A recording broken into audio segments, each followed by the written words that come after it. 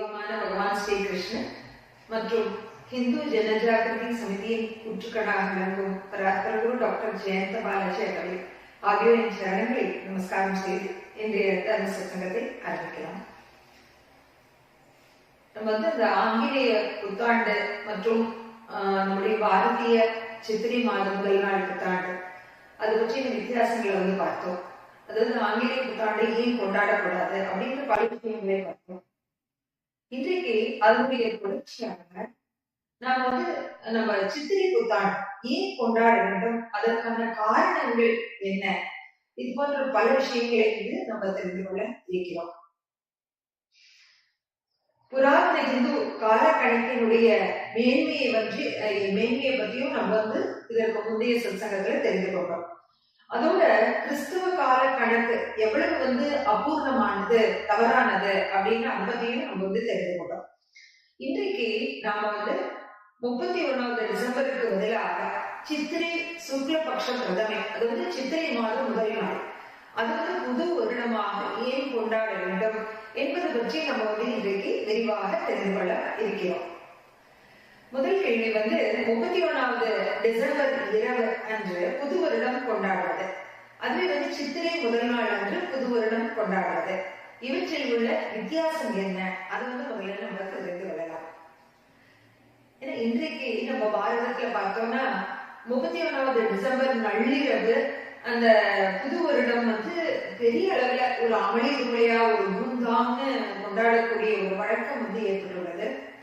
ஆனா உண்மையில பார்த்தோம்னா இந்துக்களுக்கு புது வருடம் எப்பொழுது ஆரம்பிக்கிறது அப்படின்னா அந்த சித்திரை மாதம் முதல் நாள், அந்த சித்திரை புத்தாண்டு தான் நம்ம இந்துக்களுடைய புத்தாண்டு. ஹிந்து பஞ்சாங்கத்தில் கால கணிப்பே எல்லாவற்றை காட்டிலும் அதிக அளவு விஞ்ஞான பூர்வமானது. இது விஞ்ஞானிகளே இதை ஒப்புக்கொண்டுள்ளனர். தமிழ் பஞ்சாங்கத்தில் இன்றைக்கு அந்த அதிக அளவு அந்த மகத்துவம் உள்ளது. சித்திரை மாதம் முதல் நாள் நடந்த அந்த பல ஆன்மீக சிறப்புகள், அதோட பல்வேறு சிறப்புகள், நிகழ்வுகள், அவை எல்லாவற்றையும் கொண்டதுதான் அந்த சித்திரை புத்தாண்டு என்பது. அதனால அந்த நிகழ்வுகளை இன்றைக்கு நாம மீண்டும் நினைவுறுத்திக் கொள்ளலாம். இந்த திதியுடன் சம்பந்தப்பட்ட சில முக்கியமான நிகழ்வுகளை நம்ம இன்றைக்கு தெரிந்து கொள்ள போகிறோம். அதன் மூலமாக இந்த தினத்தை கொண்டாடுவது எப்படி விஞ்ஞானபூர்வமானது மட்டுமல்ல, உலக ரீதியாகவும் இது எவ்வளவு நன்மை பயக்கக்கூடியது அப்படின்றது நம்ம தெரிந்து கொள்ள போகிறோம். இப்ப அதுவே 1 ஜனவரி அன்று புது வருடம் கொண்டாடுவதற்கு எந்த விதமான ஒரு விசேஷ காரணம் கிடையாது. இதற்கு மாறாக சித்திரை மாத முதல் நாள் அந்த தமிழ் புத்தாண்டாக நம்ம கொண்டாடுவதற்கு பல்வேறு காரணங்கள் உள்ளன. முக்கியமா பார்த்தோம்னா இயற்கை காரணங்கள், இதிகாச காரணங்கள் மற்றும் ஆன்மீக காரணங்கள், இவை எல்லாம் உள்ளன. அது ஒவ்வொன்றையும் பற்றி நம்ம விரிவாக தெரிந்து கொள்ளலாம். முதலாவது இயற்கை காரணங்கள். பிரதமை அன்று ஒரு விதத்தில் சுற்றுப்புற சூழ்நிலையில் மாற்றம் ஏற்படுகிறது. அதோட இது அந்த சித்திரை மாத முதல் நாள் என்பது வசந்த காலத்தின் ஆரம்பம். அந்த சித்திரை மாதம் முதல் நாளில் இருந்தே அந்த வசந்த காலம் துவங்குகிறது. காலங்களில் நான் வசந்தமாக இருக்கிறேன் அப்படின்னு பகவான் ஸ்ரீகிருஷ்ணன் அந்த வசந்த காலத்துடைய சிறப்பை நமக்கு எடுத்து கூறியுள்ளார். அது ஏன் அப்படின்னா அது உல்லாசம், உற்சாகம், மகிழ்ச்சி மற்றும் 4 புறமும் மஞ்சள் புஷ்பங்களின் வாசனையை சுமந்து அந்த வசந்த காலம் வருகிறது. இந்த சமயத்தில் புது தீர்மானங்களும் எடுக்கப்படுகின்றன. இந்த சமயத்தில் அதாவது வசந்த காலத்தில் பார்த்தோம்னா எங்கு பார்த்தாலும் மிகவும் ரம்மியமாக அந்த மலர்கள் மொட்டுக்களை புது மொட்டுக்களை அந்த மரத்துல செடிகள்ல பார்க்கலாம். அதோடு அந்த செடி கொடிகள் மரங்கள் அனைத்துமே பச்சை பசேல் என்று அந்த இயற்கை அணை பச்சை போர்வை போர்த்தி கொண்டு இருப்பது போல காட்சி அளிக்கிறது. இந்த சமயத்தில் உற்சாகமான லேசான அந்த சமசீதோஷ்ணமான ஒரு வாயு வீசுகிறது, தென்றல் வீசுகிறது. கிரகங்களினுடைய நிலைகளிலும் மாற்றம் ஏற்படுகின்றன. இயற்கையும் இது ஒரு விதத்துல பார்த்தோம்னா இயற்கையும் இருக்கதம் நீட்டி அந்த புது வருடத்தை வரவேற்கிறது போல இது தோன்றுகிறது. அதுவே 1ஆம் ஜனவரி என்று இது போன்ற எந்த ஒரு சிறப்பும் அன்றைய தினத்திற்கு கிடையாது. அடுத்து 2வது இதிகாச காரணங்கள், அதையும் தெரிந்து கொள்ளலாம். இந்த சித்திரை புத்தாண்டு தினத்தன்றே பகவான் ஸ்ரீராமர் வாலியை வதம் செய்தார். அதோட இந்த திதியில பார்த்தோம்னா சாம்ராட் விக்ரமாதித்தர், மிகவும் புகழ்பெற்ற பிரபலமான நம்முடைய ராஜா, பாரத நாட்டு ராஜா, அவர் தன்னுடைய ராஜ்யத்தை ஸ்தாபித்தார். அவர் பெயர்ல இன்றைக்கும் விக்ரமநாம சம்வத்சரம் அப்படின்னு வழங்கப்பட்டு வருகிறது. அந்த விக்ரமாதித்தனுடைய பௌத்திரனான ஷாலிவாகனர் அவர் என்ன செய்தார்னா பூனர்களை வென்று ஒரு ஷாலிவாகன சதாப்தம், அதாவது ஷாலிவாகன சம்வத்சரத்தை அவர் ஆரம்பித்தார். அன்றைய தினமும் இதே தினம்தான். அடுத்து சீக்கியர்களுடைய 2வது குருவான அங்கதேவ்ஜி அவர்கள் வெளிப்பட்ட தினம் அப்படின்னு அந்த சீக்கியர்கள் இந்த தினத்தை அவர்கள் கொண்டாடுகின்றனர். அதோட சிந்து பிராந்தியத்துல பார்த்தோம்னா சமூக ரட்சகர் வருணாவதார சந்த் ஜோலிலால் அப்படின்றவர் இந்த தினத்தில் வெளிப்பட்டார். இன்றைய தினத்தை சிந்திய சமூகம் மிகவும் உற்சாகத்துடன் பெரிய விழாவாக அவர்கள் கொண்டாடுகின்றனர். அதனால பாரதம் முழுவதும் பல்வேறு சம்பிரதாயங்கள், பல்வேறு வகுப்பை சேர்ந்தவர்களும் இன்றைய தினத்தை ஒரு மிகப்பெரிய கொண்டாட்டமாக, புது வருட கொண்டாட்டமாக கொண்டாடுகின்றனர். இது போன்ற எந்த ஒரு இதிகாச பின்னணியும் 1ஆம் ஜனவரிக்கு இல்லை. அடுத்து 3வது மிக முக்கியமானது என்ன அப்படின்னா ஆன்மீக காரணங்கள். அதுல முதலாவது பார்த்தோம்னா படைப்பின் நிர்மாணம். அதாவது அந்த சத்தியயுகம் பிரம்மதேவன் இன்றைய தினத்தில் தான் முதல்ல சத்திய யுகத்தை தோற்றுவித்தார். அன்றிலிருந்துதான் சத்தியயுகம் ஆரம்பித்தது. மற்ற எல்லா யுகங்களும் தொடர்ந்து வந்துள்ளன. இந்த காரணத்தால இன்றைய தினம் வருட ஆரம்பமாக கருதப்படுகிறது. அதாவது இது வெறும் ஒரு வருட ஆரம்பம் மட்டும் இல்ல, ஒரு யுகத்தினுடைய ஆரம்பமே இன்றைய தினம் தான். அப்ப எவ்வளவு ஒரு மிக உன்னதமான ஒரு பவித்திரமான நாளாக இது உள்ளது அப்படின்றது தெரிகிறது. இன்றைக்கு பிரஜாபதி அதிர்வலைகள் பூமிக்கு அதிக அளவு வருகின்றன. பூஜை செய்பவருக்கு அந்த அதிர்வலைகளினுடைய பணி அதிகபட்ச அளவு அவர்களுக்கு கிடைக்கிறது. அடுத்து சக்தி மற்றும் பக்தியின் சின்னமாக விளக்கக்கூடிய வசந்த நவராத்திரி இந்த சித்திரை மாத காலத்துலதான் துவங்குகிறது. ஒரு விதத்துல நவராத்திரி ஸ்தாபனத்தினுடைய முதல் தினம் இந்த சித்திரை புது வருடம் அப்படின்னு நம்ம சொல்லலாம். அதோட இன்னொரு முக்கியமான ஆன்மீக காரணம் என்ன அப்படின்னா வருடத்துல 3.5 முகூர்த்தங்கள், 3.5 தினங்கள் சுப முகூர்த்தங்களாக கருதப்படுகின்றன. அதாவது மற்ற நாட்கள்ல நம்ம சுபகாரியங்கள் செய்யணும்னா அந்த சுப முகூர்த்த நேரத்துல மட்டும்தான் நம்ம செய்யலாம். ஆனா இந்த 3.5 தினங்கள்ல எல்லா நேரமும் சுப முகூர்த்தம். அதுல முகூர்த்த நேரம் பார்க்க வேண்டிய அவசியமே இல்லை. அதுல தமிழ் புத்தாண்டு 3.5 முகூர்த்தங்களில் ஒன்று என்பதனால அதனுடைய ஒவ்வொரு க்ஷணமும் சுப முகூர்த்த தினம். அன்றைக்கு எப்போ வேணா எது செய்தாலும் மிகவும் ஒரு நல்ல பலனை அளிக்கக்கூடியது. இன்றைய தினம் நட்சத்திரங்கள் சுப நிலையில் உள்ளன. 1ஆம் ஜனவரி என்று இது போன்ற எந்த விதமான ஆன்மீக காரணமும் இல்லை. அதையும் நம்ம தெரிந்து கொள்ள வேண்டும். அடுத்து பாரதத்தினுடைய புராதன கால கணக்கு இந்து வாழ்க்கையில ரோமத்திலே கலந்துள்ளது. ஒவ்வொரு அணுவிலும் நம்முடைய வாழ்க்கையோடு கலந்த ஒன்றாக நம்முடைய இந்த பாரத கலாச்சாரம், புராதன கால கணக்கு ஆகியவை ஆழ் பதிந்துள்ளது. தேசத்தினுடைய விவசாயிகள், ஏழைகள் அவர்கள் கூட பார்த்தோம்னா அவர் இந்த ஆங்கிலேய கேலண்டரை அவர்கள் பார்க்க மாட்டார்கள். அந்த ஒரு விதை விதைக்க வேண்டும் என்றாலும் சரி, அறுவடை செய்ய வேண்டும் என்றாலும் சரி, எந்த ஒரு காரியத்திற்கும் அவர்கள் இந்த சந்திரன் போன்ற எல்லா கோள்களின் நிலையை பார்த்து அதற்கு தக்கவாறு அவர்கள் அதை செய்வார்கள். அதோட சாதாரண கிராமத்தில் உறுதியான இந்த ஜனங்களும் இன்றைக்கு அஷ்டமி, இன்றைக்கு நவமி, அந்த திதிகளுடைய முக்கியத்துவம், விசேஷம் அவை எல்லாம் அவர்கள் அறிந்து வைத்துள்ளனர். அதனால திதிகள் மிகவும் மகத்துவம் வாய்ந்ததாக உள்ளது. நாம் இதுவரை பின்பற்றி வரும் தவறான வழக்கங்களுக்கு ஒரு திலாஞ்சலி, அதாவது எழுத்தர்ப்பணம் செய்து அதை முடிவு கட்டிவிட்டு விஞ்ஞான கண்ணோட்டப்படி மிக துல்லியமாக கணிக்கப்பட்டுள்ள நம்முடைய புராதன இந்து பஞ்சாங்கம் அதன்படி நம்முடைய அந்த கணக்கை மீண்டும் ஆரம்பிக்க முயற்சி செய்ய வேண்டும். சில பேருக்கு இது தோணலாம், அது எப்படி நம்ம இவ்வளவு வருட கணக்கான ஆங்கிலேய கேலண்டர் தானே உபயோகித்து வருகிறோம், இது எப்படி சாத்தியமாகும் அப்படின்னு சிலர் நினைக்கலாம். அந்த மாதிரி நினைக்க தேவையில்லை. அதாவது நாம் இப்பொழுது ஆரம்பித்தால்தான் அடுத்த தலைமுறை இந்த திசையை நோக்கி பயணிப்பார்கள். அந்த கடமை நமக்கு உள்ளது.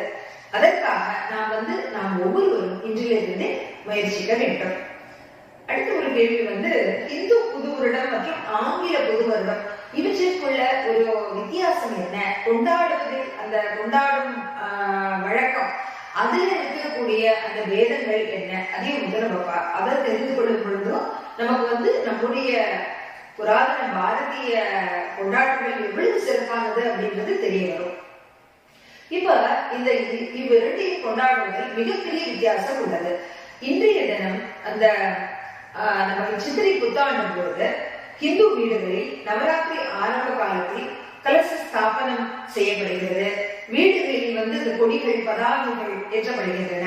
புது வருடம் வெற்றிகரமாக அமைவதற்காக எல்லோரும் பெரியோர்களிடமும் ஆசீர்வாதமும் வாங்கப்படுகிறது. இது போன்ற பலவிதமான நல்ல சம்ஸ்காரங்கள் அந்த வாழ்க்கையினுடைய ஒரு முக்கிய அங்கமாக அன்றைய தினம் செய்யப்படுகின்றன.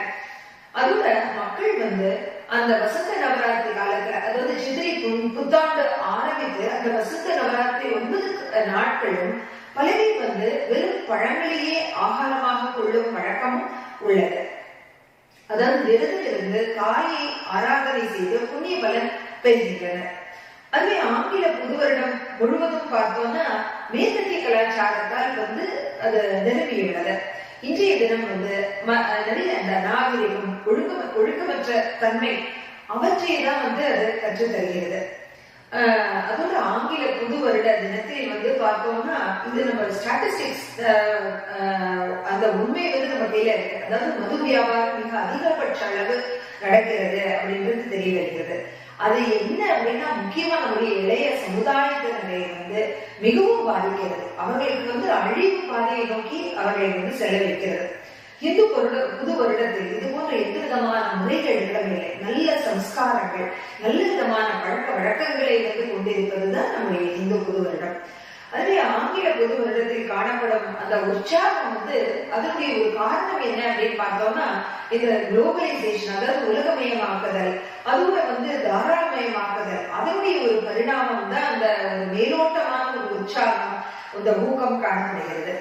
அதோட இன்னொரு முக்கியமான விஷயம் என்னன்னா ஆங்கில புது வருடத்தை அனைத்து மீடியாக்களும் அவர்கள் மிகவும் அதை பிரச்சாரம் செய்து அதை பல மடங்கு அதை பிரபலமாக்கி உள்ளார்கள் அப்படின்னு நம்ம சொல்லலாம்.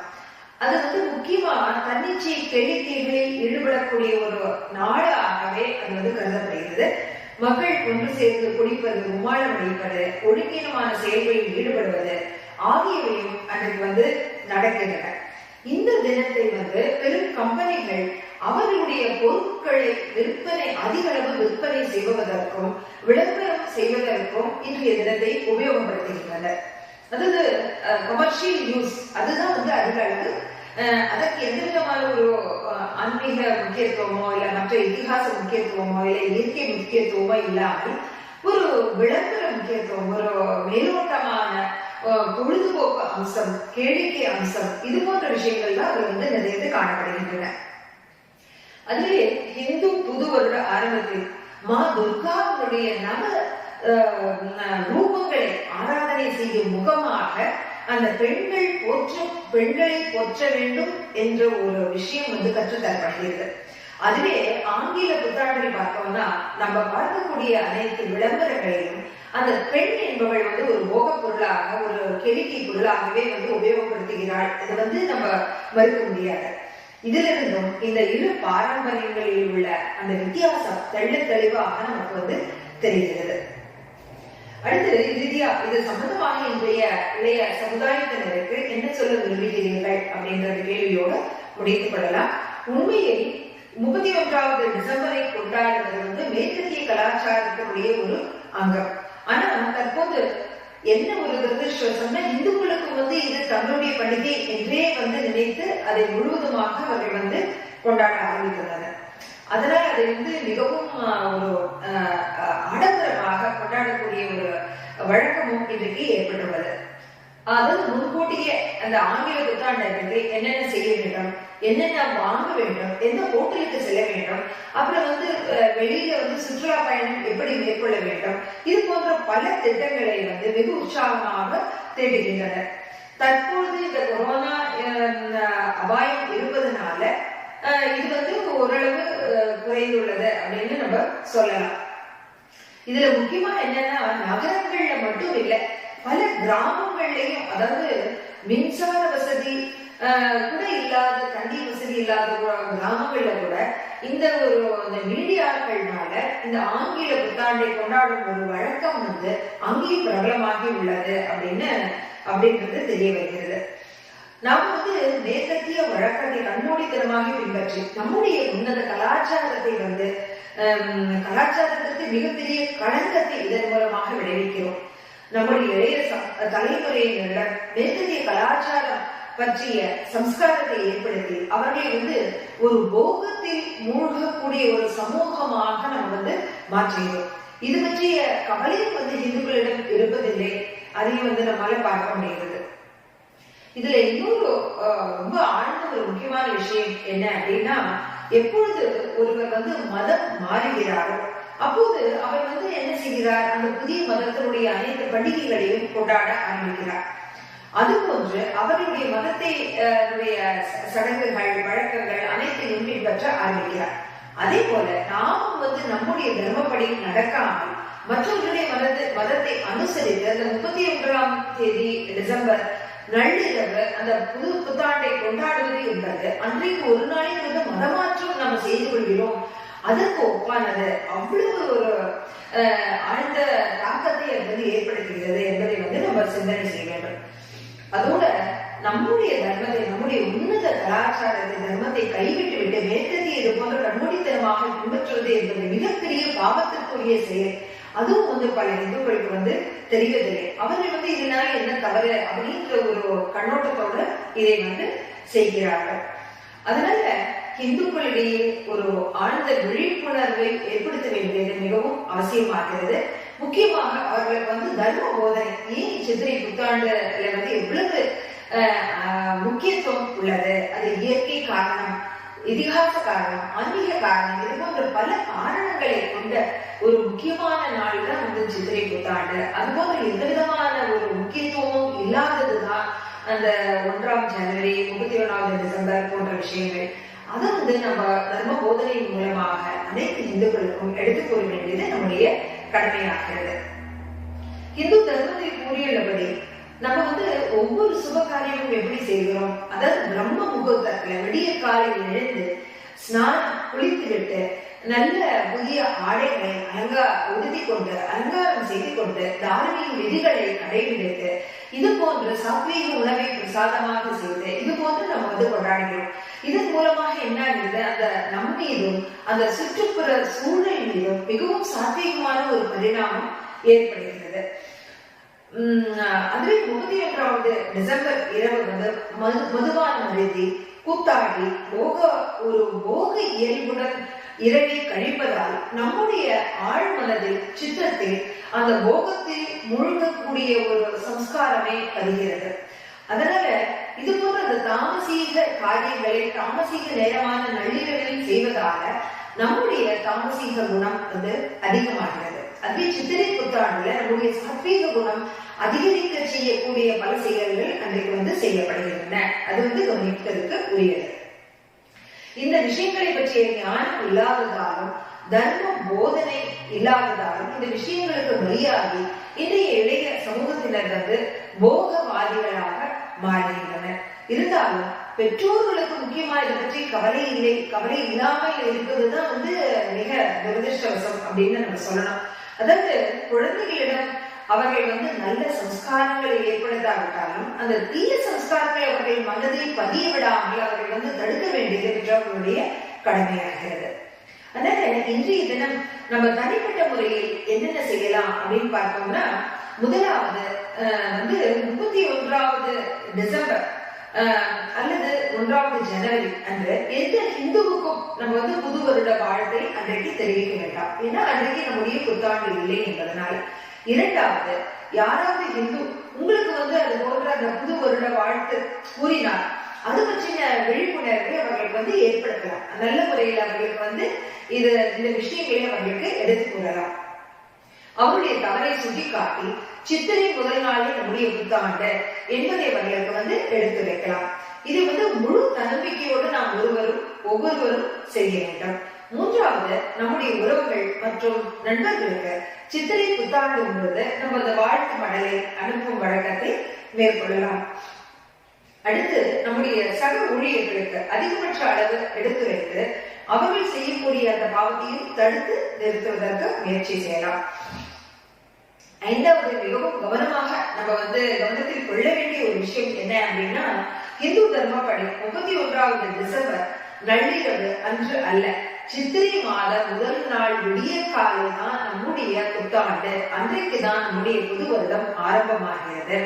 அதாவது நம்மிடம் அந்த தாய்மொழி, நம்முடைய பாரத கலாச்சாரம், நம்முடைய ஸ்வராஷ்டிரம், ஸ்வதர்மம் ஆகியவை பற்றிய அந்த அபிமானம் அது ஆழ்ந்து நம்மிடையே இருக்க வேண்டியது மிகவும் அவசியம். அதனால் இளைய சமுதாயமும் ஊக்கம் பெற வேண்டும் என்பதே நம்ம ஈஸ்வர சரணங்களில் நாம் செய்யக்கூடிய பிரார்த்தனை. அதனால் நாம் எல்லோருமே இந்த சங்கல்பத்தை எடுத்துக்கொள்வோம். அதாவது 31வது டிசம்பர் நள்ளிரவு புது வருடம் கொண்டாட மாட்டோம். சித்திரை மாத வருட பிறப்பிலே நாம் நம்முடைய புது வருடமாக கொண்டாடுவோம், புத்தாண்டாக கொண்டாடுவோம் அப்படின்ற ஒரு சங்கல்பத்தை மேற்கொண்டு அனைவரிடையும் அந்த விழிப்புணர்வை ஏற்படுவதற்கும் நம்ம முயற்சி செய்ய வேண்டும்.